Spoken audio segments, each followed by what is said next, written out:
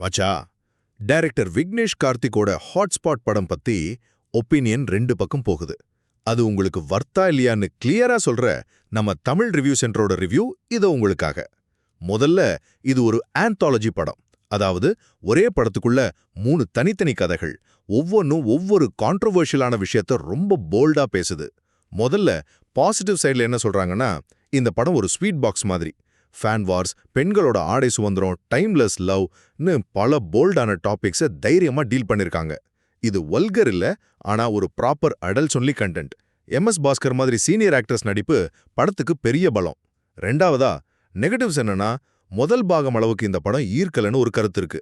மேக்கிங்ல ஒரு மெச்சூரிட்டி இல்ல, சில காட்சிகள் ஒரு பெரிய பட்ஜெட் அமெச்சர் ஷார்ட் ஃபிலிம் பார்த்த மாதிரி இருக்குன்னு சொல்றாங்க. ஆனா கடைசியா ஆடியன்ஸ் ரியாக்ஷன் பாத்தீங்கன்னா ரொம்பவே பாசிட்டிவா இருக்கு. படத்தோட ட்விஸ்டையும் காமெடியும் மக்கள் என்ஜாய் பண்ணிருக்காங்க. நிஜ வாழ்க்கை விஷயங்களை ஓப்பனா பேசுறத பாராட்டுறாங்க.